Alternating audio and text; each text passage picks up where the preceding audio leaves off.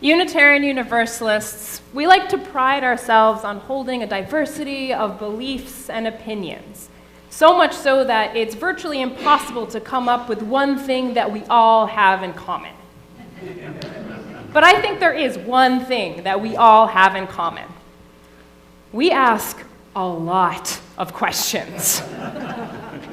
Sometimes it might feel like too many questions. And this time of year, with all of the stories surrounding the holiday of Easter, that Jesus Christ is the Son of God, that Jesus Christ was crucified, that Jesus was once again resurrected, that there is now a rabbit that lays chocolate eggs. We've had a long history as Unitarian Universalists of asking questions. And I imagine one of those questions surrounding the many Easter stories we hear is one that you may have asked yourself. No, seriously, what happened?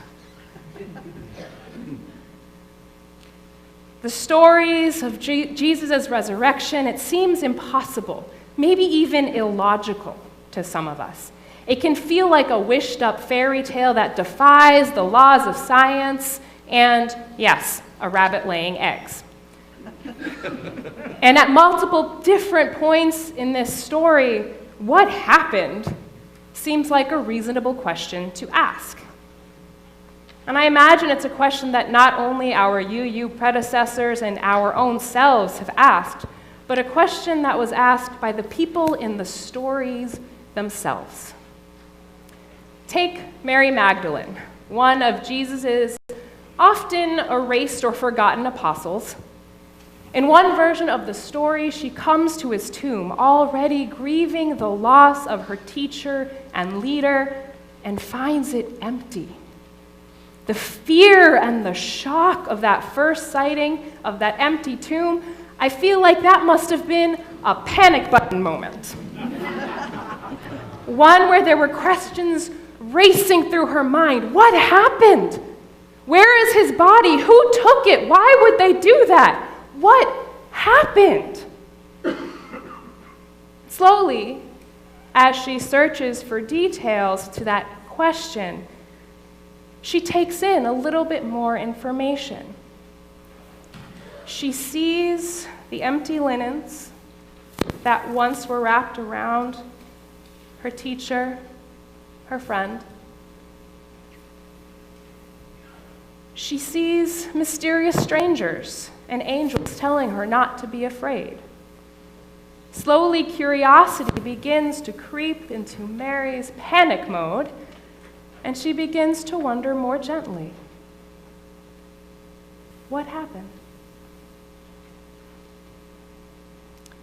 And slowly, as Mary and others that she joins in community with begin to remember the promises and prophecies about this day, the possibilities that maybe, just maybe, nobody took Jesus out of the tomb, but he got out on his own.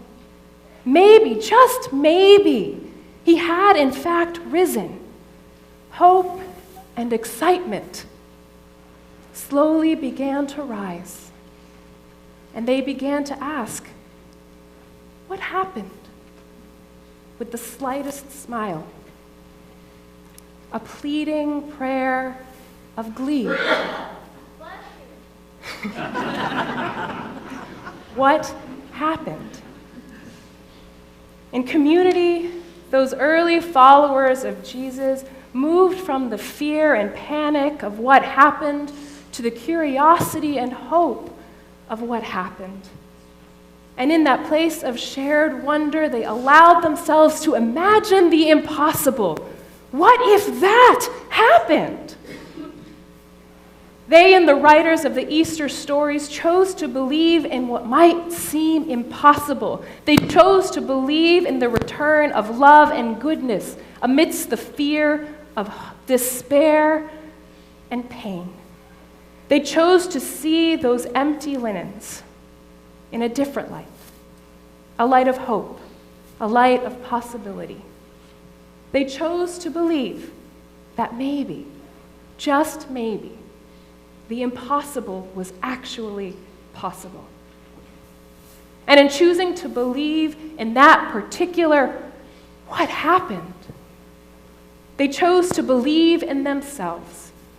They chose to believe in what they could do, what they had been taught to do, what lessons of love and resistance they had already learned. They embraced the possibilities of what could happen, of what they could help happen. Now, I'm not saying that we as a community need to believe in Jesus Christ, the crucifixion, the resurrection, the Easter bunny. If you do, that's great. If not, that's great also. But as we sit here in community today, seeing the brokenness in our world, hatred and division rising, wars mounting, fear building, we can take a moment and remember. We can take a moment and remember those gleeful, pleading, what happened moments in our past. Those moments when love defied the odds, when the impossible became possible. When in the midst of that overwhelming fear and despair, a seed of hope grew into a flower of resistance. If we look back in awe at what happened, maybe, just maybe, we can look at our future and present with curiosity and hope. Maybe, just maybe, we can look for those seeds that remind us that there is good. Maybe we can look at our own versions of those empty linens and choose to believe a different story. Maybe, just maybe, we can give ourselves permission to believe in the impossible, to believe what it seems is unachievable is actually within our reach. What if we let ourselves wonder, what if that happened?